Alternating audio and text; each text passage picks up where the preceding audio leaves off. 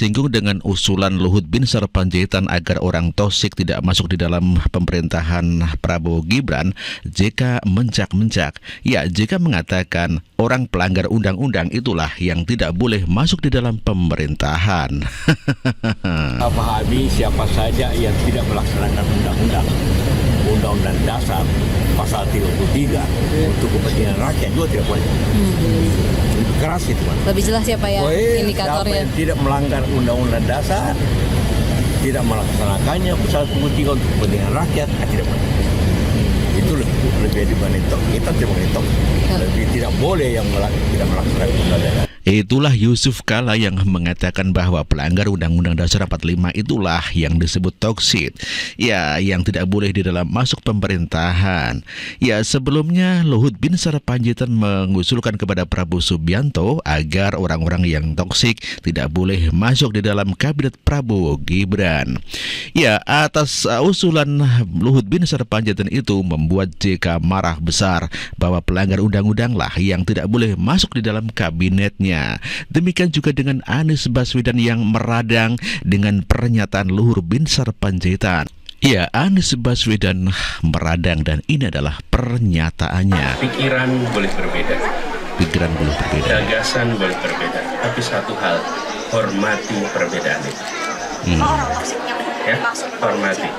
Jadi saya cenderung menghindari diksi-diksi yang memberikan label merendahkan atas perbedaan pandangan. Karena ketika kita memiliki pandangan yang berbeda, bukan berarti yang berbeda itu lebih buruk.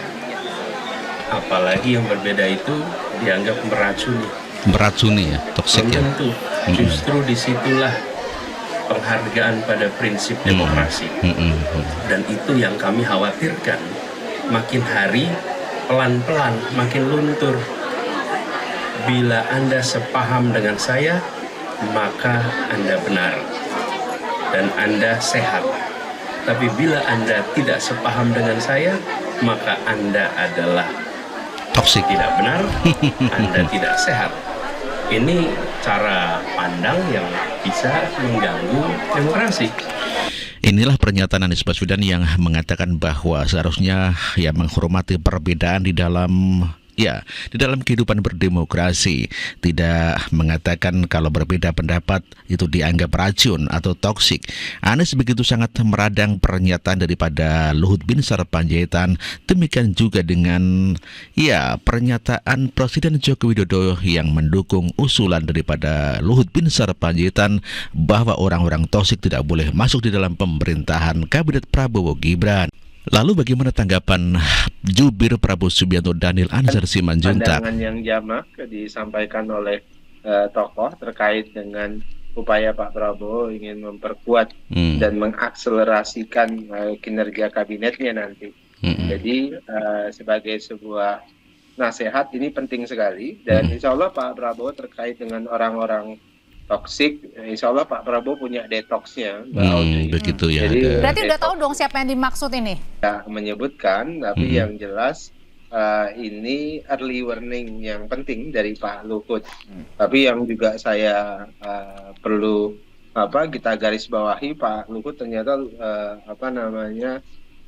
familiar dengan istilah-istilah anak.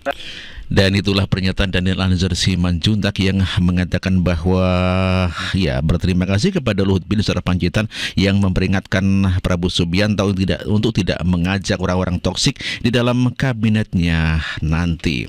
Ya, pernyataan Luhut Binsar Panjaitan membuat Anies dan JK meradang. Lalu bagaimana pernyataan dari Gerindra atau Habibur Rahman mengenai pernyataan Luhut Binsar Panjaitan terkait dengan kata-kata toksik dilarang masuk di dalam pemerintahan Prabowo? Antara para menteri dengan presiden harus ada kesamaan visi. Bagaimana pengelolaan negara yang maksimal supaya target-target kebangsaan, terutama Indonesia Emas 2045 bisa tercapai. Jadi, anggota kabinet Pak Prabowo adalah sosok-sosok yang punya pemikiran yang produktif, yang sejalan dengan pemikirannya Pak Prabowo. Demikian pernyataan daripada Habibur Rahman, merupakan Wakil Ketua Gerindra, yang menyatakan bahwa nasihat dari senior Luhut bin Sarpanjaitan kepada Prabowo Subianto adalah merupakan hal yang paling bagus, dan menyadari juga bahwa Prabowo juga sudah bisa memiliki semacam filter begitu ya, untuk memasukkan orang-orang khusus yang bebas daripada toksik alias yang akan meracuni di dalam pemerintahannya nanti. Lalu bagaimana pernyataan Projo mengenai dari tanggapannya dari Luhut bin Sarpanjaitan agar tidak memasukkan orang toksik di dalam pemerintahan Prabowo Gibran? Pokoknya itu nasihat yang bagus buat dari Pak Luhut. Gitu. Iya. Toksik itu yang anti rakyat. Yang anti rakyat, kata Projo ya. Itu yang anti rakyat. Pokoknya yang, karena kita kan setia di garis rakyat. Kalau setia di garis rakyat apa berarti? Harus pro rakyat. Pokoknya yang anti rakyat toksik. Ya apa aja? Kebijakan yang nggak berpihak, kelakuan yang nggak titik beratnya pada rakyat, gitu. Pokoknya semuanya harus setia di garis rakyat. Itulah pernyataan daripada Projo Ari Budi Setiadi, yang mengatakan bahwa orang yang toksik adalah orang yang anti rakyat. Jadi yang anti rakyat ya tidak boleh masuk di dalam kabinetnya Prabowo Gibran. Ya, berbeda dengan Pak JK, toksik adalah pelanggar undang-undang. Lalu bagaimana tanggapan Presiden Jokowi terkait usul Luhut bin Sarpanjaitan agar ya menghindari orang-orang toksik masuk di dalam pemerintahannya? Tidak boleh ada orang toksik di pemerintahan. Kalau ada usulan tidak boleh ada orang-orang toksik di pemerintahan. Ya benar dong. Jadi sebenarnya Benar ya. Benar. arahnya kemana Pak? Hah? Ya ditanyakan kepada yang menyampaikan. Tanyakan ke Pak Luhut. Seperti apa melihat? Itulah pernyataan Presiden Joko Widodo mengenai pernyataan dari Luhut bin Sarpanjaitan yang menganjurkan kepada Prabowo Gibran agar tidak memasukkan orang-orang toksik atau meracuni di dalam pemerintahannya nanti. Ya, kalau secara spesifik Presiden Jokowi ya tanyalah kepada Pak Luhut yang memberikan pernyataan. Lalu siapa yang dianggap toksik oleh Luhut bin Sarpanjaitan? Ada pengamat yang mengatakan bahwa orang toksik itu adalah Bahlil Lahadalia. Kita dengar pesan Luhut. The president-elect also accept not bring toxic people to your administration because it's going to hurt very much.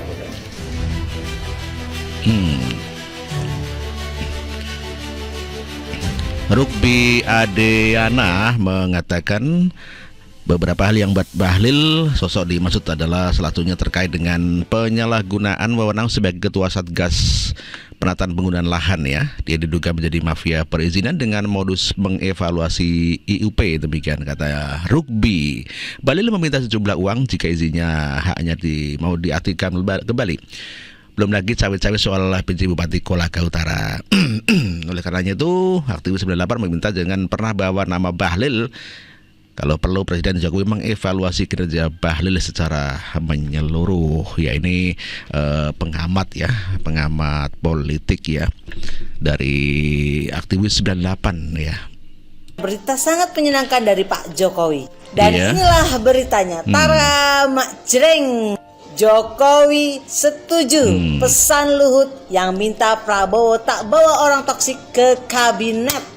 Mantap Pak Jokowi. Presiden Joko Widodo sepakat dengan pernyataan Menko Marves Luhut bin Sarpanjaitan agar presiden terpilih Prabowo Subianto tidak membawa orang toksik atau bermasalah ke kabinet. Menurut Presiden Jokowi, saran Luhut kepada Prabowo tersebut merupakan hal yang benar. Benar ya. Mantap Pak Jokowi, Indonesia ini benar-benar dijaga sama Pak Jokowi dari orang toksik. Emang bener ya guys, kita semuanya rame-rame harus terus mengingatkan Pak Prabowo agar tidak mengajak orang toksik ke kabinetnya. Kayak Pak Jokowi sama Pak Luhut ini loh. Nah, pernyataan orang-orang hebat ini tuh sejalan dengan Partai Demokrat. Nih ya guys ya, Kepala Badan Komunikasi Strategis yang juga juru bicara DPP Partai Demokrat Herzaki Mahendra Putra sepakat dengan Menko Marves dan juga berita tadi itu yang memuat Pak Jokowi juga setuju sama pesennya Pak Luhut, di mana isi pesan dari Pak Luhut tersebut kepada Presiden terpilih Prabowo Subianto untuk tidak membawa orang toksik atau bermasalah ke kabinet. Herzaki menyebut Partai Demokrat ingin pemerintah ke depannya bisa berjalan efektif dan juga efisien, di mana semua yang terpilih dan dipilih oleh Pak Prabowo merupakan putra-putri bangsa terbaik. By the way guys, pembahasan terkait orang toksik yang jangan sampai masuk ke kabinetnya Pak Prabowo itu udah dibahas di mana-mana. Itulah pernyataan warga yang sangat mendukung sekali pernyataan Luhut bin Sarpanjaitan dan juga Presiden Jokowi agar tidak memasukkan orang-orang yang meracuni di dalam pemerintahannya nanti di dalam kabinet Prabowo Gibran.